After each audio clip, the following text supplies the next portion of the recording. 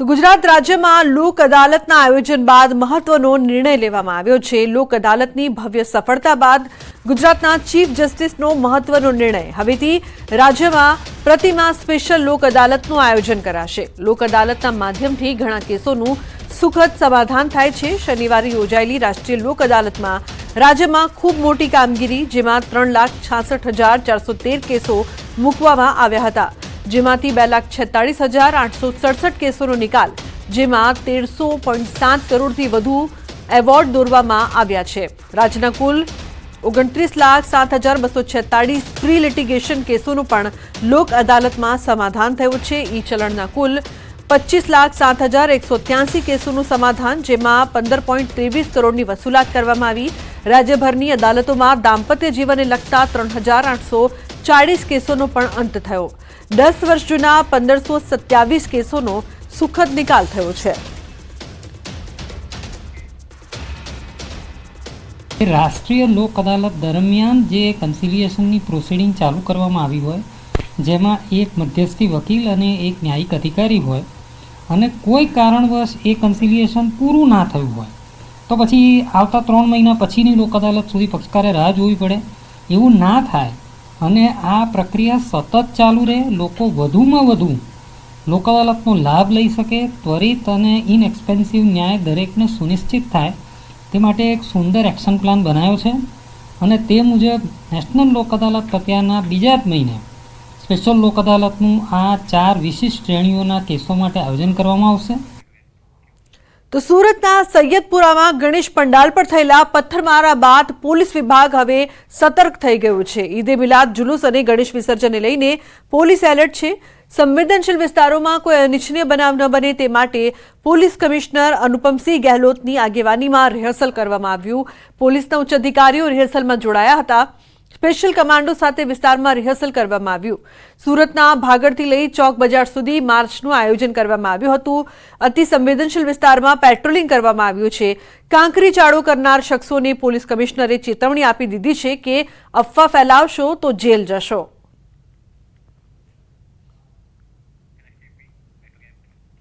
તો ગણેશ વિસર્જન અને ઈદે મિલાદને લઈને પોલીસ કમિશનરે પત્રકાર પરિષદ યોજી હતી। આગામી ગણેશ વિસર્જન યાત્રાને લઈને પોલીસ સજ્જ છે। 4 નવા કૃત્રિમ તળાવનું આયોજન કરવામાં આવ્યું છે। તો શહેરની અલગ અલગ દિશામાં વિસર્જનની વ્યવસ્થા કરવામાં આવી છે। ઈદે મિલાદને લઈને પોલીસ કમિશનરે કહ્યું કે જુલુસ 2 વાગ્યા સુધી પૂર્ણ થાય તે રીતનું આયોજન કરવામાં આવ્યું છે। 6,500થી વધુનો પોલીસ કાફલો તૈનાત રહેશે। ગયા વર્ષે 5 કૃત્રિમ તળાવો હતા, આ વખતે આપણે બીજા 4 પણ ઉમેર્યા છે। આજની તારીખે ઉત્તર, દક્ષિણ, પૂર્વ, પશ્ચિમમાં શહેરના ચારો દિશામાં આપણે વિસર્જન કરી શકીએ તે પ્રકારની આયોજન આપણા વિભાગ તરફથી મ્યુનિસિપલ કોર્પોરેશન અને અન્ય સ્ટેક હોલ્ડર સાથે સંકલનમાં રહીને કરવામાં આવેલ છે। ગણેશ ચતુર્થીના પરિપ્રેક્ષમાં આપણે મુસ્લિમ ધાર્મિક નેતાઓ, એમના સોશિયલ લીડર્સ, કમ્યુનિટી લીડર્સ સાથે ડાયલોગ પ્રોસેસથી આ તમામ જુલુસો સવારે 8થી બપોરે 2 વાગ્યા સુધી સંપન્ન થાય તે માટે આપણે નક્કી કરી છે। તો આજની તારીખે આપણે લગભગ 4 જુલુસ રદ પણ થયા છે।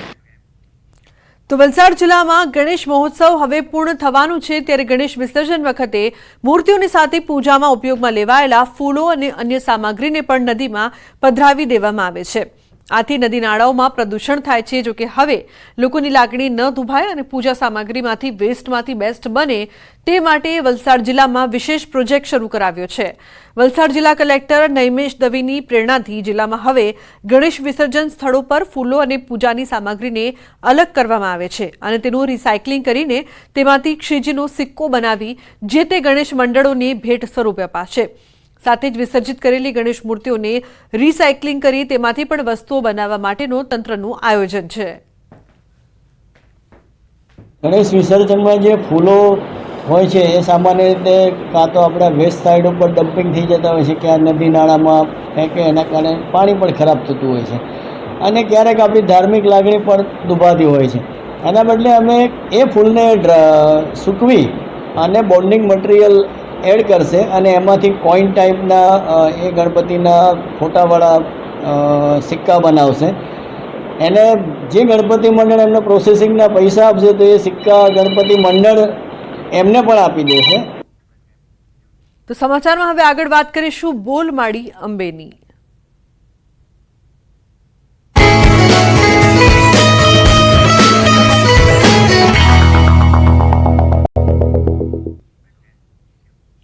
તો અમદાવાદથી 190 વર્ષથી નીકળતો લાલ દંડા સંઘ ભાદરવી પૂનમના ચોથા દિવસે અંબાજી પહોંચ્યો. સૌથી જૂનો અને આઝાદી પૂર્વે શરૂ થયેલો લાલ દંડા સંઘ અંબાજી ખાતે પહોંચ્યો હતો, જ્યાં મંદિર ટ્રસ્ટના વહીવટદાર અને જિલ્લા પોલીસ વડા દ્વારા સંઘનું સ્વાગત કરાયું. આ સંઘની પરંપરા રહી છે કે માતાજીની ધજા સાથે ધૂપિયું અને ત્રિશુલ અચૂક સાથે લાવવામાં આવે છે.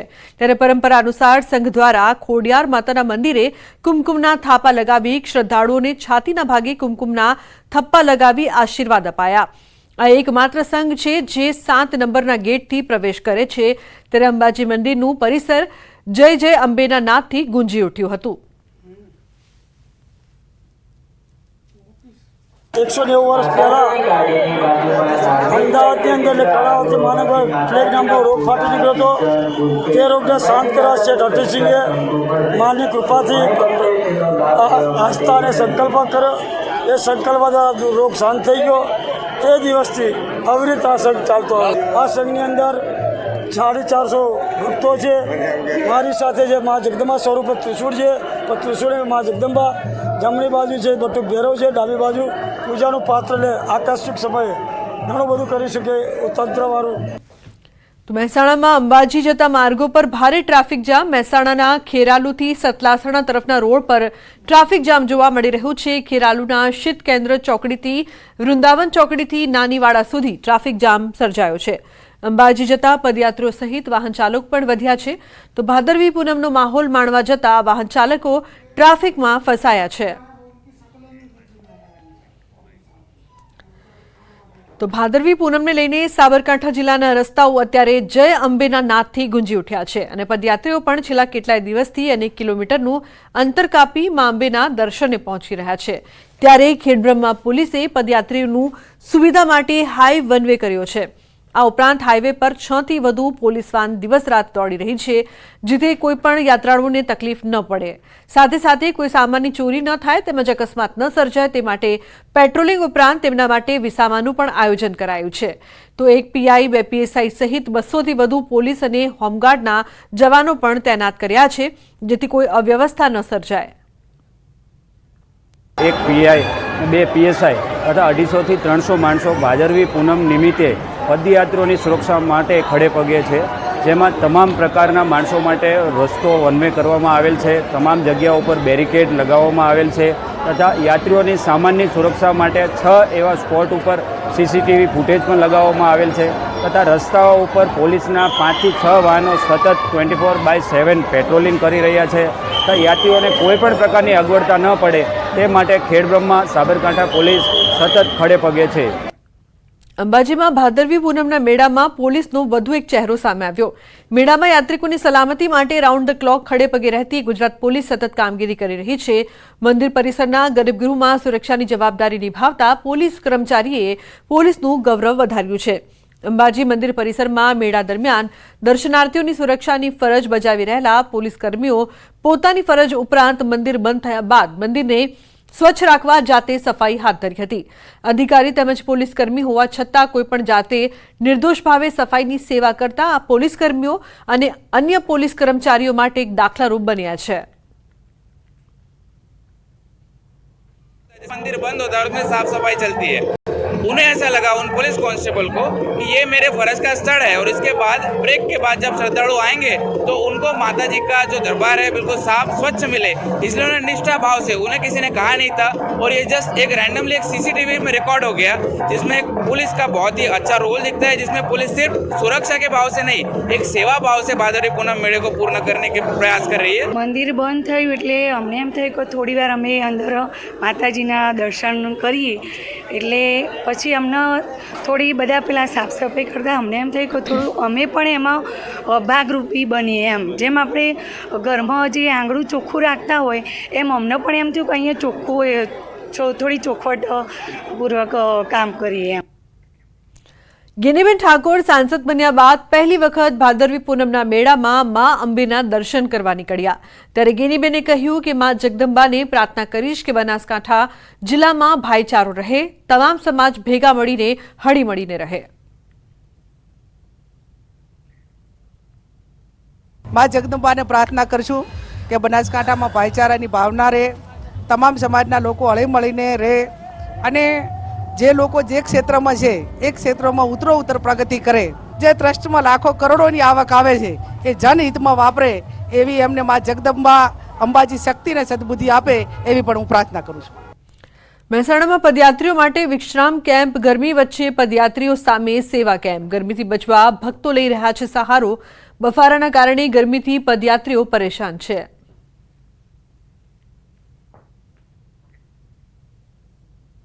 હાલમાં અંબાજી ખાતે ભાદરવી પૂનમનો મેળો ચાલી રહ્યો છે ત્યારે હજારોની સંખ્યામાં, લાખોની સંખ્યામાં જે પગપાળા યાત્રિકો હોય છે તે અંબાજીના રસ્તાઓ પર જોવા મળી રહ્યા છે. ત્યારે ન્યૂઝ 18 ગુજરાતીની ટીમ હાલમાં જે ખેરાલુથી સતલાસણા વચ્ચે જે કેમ્પો કરવામાં આવ્યા છે, દાતા અંબાજી સુધી જે કેમ્પો કરવામાં આવ્યા છે ત્યાં પહોંચ્યા છે કે ત્યાં જાણવાનો પ્રયત્ન કર્યા છે કે બપોરે જ્યારે ગરમી પડી રહ્યો છે, અસહ્ય ગરમી પડી રહી છે ત્યારે કઈ રીતે યાત્રિકો પોતાનો જે સમય હોય છે તે કાઢતા હોય છે. ત્યારે જ આપણે કેમ્પ પહોંચ્યા પછી ત્યાં તમે જોઈ શકો છો બપોરનો આ સમય છે ત્યારે બહાર ખૂબ જ ગરમી હોવાથી જે યાત્રિકો હોય છે, જે ભક્તો હોય છે, જે દૂર દૂરથી આવતા હોય છે, તમે જોઈ શકો છો જે આરામ ફરમાઈ રહ્યા હોય છે. તો બીજી બાજુ તેમના માટે ખાસ વ્યવસ્થા પણ કરવામાં આવી છે. મોબાઈલ અત્યારે ખૂબ જ જરૂરી બન્યો છે કેમ કે અહીંયાથી પસાર થતાં તેમને દિવસો લાગતા હોય છે ત્યારે ખાસ કરી અહીંયા જે મોબાઈલ ચાર્જિંગની પણ વિશેષ વ્યવસ્થાઓ કરવામાં આવતી હોય છે એટલે કે જે યાત્રિકો હોય છે, જે ભક્તો હોય છે, દૂર દૂરથી આવતા હોય છે તેમને કોઈ પણ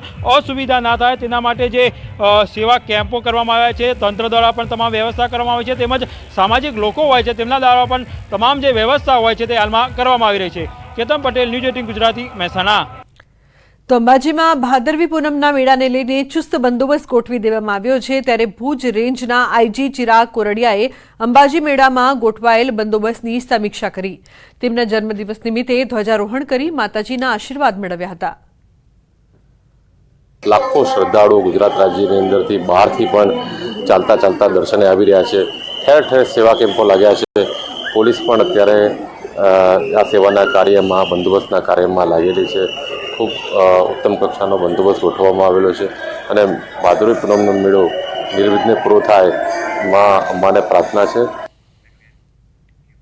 તો કડવા પાટીદારોની કુળદેવી અને જગતજનની માં ઉમિયાધામ મુંજા ખાતે ધ્વજા મહોત્સવનો આજે ચોથો દિવસ છે ત્યારે સવારથી જ માં ઉમિયાના દર્શન કરવા માટે દૂર દૂરથી ભક્તો હાલ પહોંચ્યા હતા. અત્યાર સુધી 6000 કરતાં વધુ ધજાઓ માં ઉમિયાના શિખરે માં ઉમાના ભક્તો દ્વારા ચડાવવામાં આવી હતી. અત્યાર સુધી અંદાજિત 4.5 લાખ કરતાં વધુ માં ઉમિયાના ભક્તો દ્વારા દર્શન કરીને આશીર્વાદ મેળવ્યા હતા.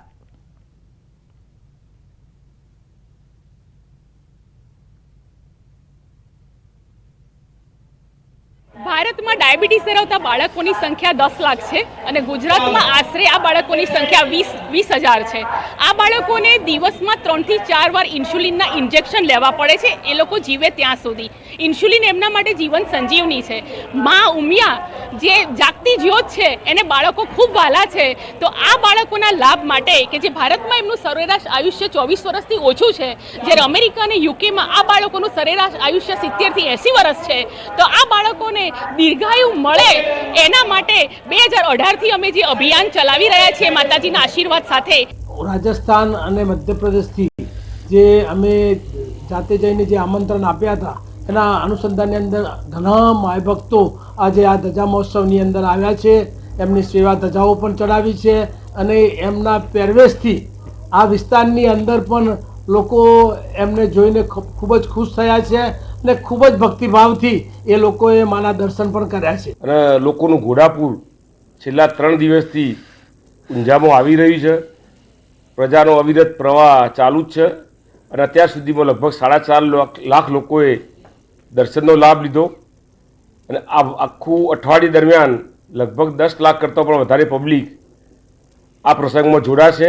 ઉમિયાધામ ઊંઝા ખાતે આજે ધજા મહોત્સવનો ચોથો દિવસ છે ત્યારે અત્યાર સુધી વાત કરીએ તો 4 લાખ કરતાં વધુ જે ભક્તો હોય છે, ભક્તો દ્વારા માં ઉમિયાના દર્શન કરવામાં આવ્યા છે તેમજ 6000 જેટલી જે ધજાઓ હોય છે અત્યાર સુધી ચડાવવામાં આવી છે. વાત કરીએ તો ધજા મહોત્સવ દરમિયાન 12,000 કરતાં વધુ જે ધજાઓ હોય છે તે માં ઉમિયાના જે શિખર હોય છે ત્યાં ચડાવવામાં આવશે. ત્યારે આજે ચોથો દિવસ છે ત્યારે તમે જોઈ શકો છો સવારથી જ જે માં ઉમિયા ભક્તોની જે લાઈનો હોય છે તે મંદિરે લાગી ચૂકી છે. તમે જોઈ શકો છો કે મોટી સંખ્યામાં જે લોકો હોય છે તે ધજાઓ લઈ અને ઉમિયાધામ ઊંઝા ખાતે પહોંચી રહ્યા છે અને પોતાની આસ્થા સાથે જે પોતાની ધજાઓ હોય છે માં ઉમિયાના શિખરે ચડાવી રહ્યા છે. ત્યારે અનેક નેતાઓ સહિત સામાજિક અગ્રણીઓ અને રાજકીય અગ્રણીઓ ઊંઝા ઉમિયાધામ ખાતે પહોંચી રહ્યા છે અને અતૂટ શ્રદ્ધા સાથે જે ધજાઓ હોય છે માં ઉમિયાના શિખરે ચડાવી રહ્યા છે.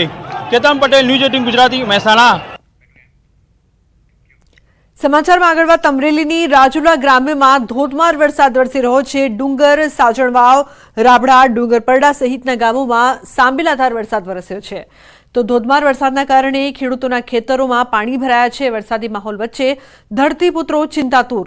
કપાસ, મગફળી સહિતના પાકોને નુકસાનની ભીતિ સેવાઈ રહી છે. તો ગ્રામ્ય વિસ્તારમાં સાંબેલાધાર વરસાદની શરૂઆત.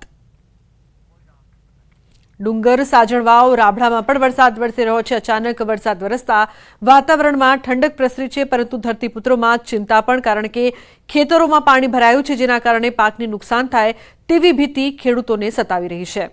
તો ગ્રામ્ય વિસ્તારમાં સાંબેલાધાર વરસાદની શરૂઆત. ડુંગર, સાંજણવાવ, રાબડામાં વરસાદ વરસી રહ્યો છે.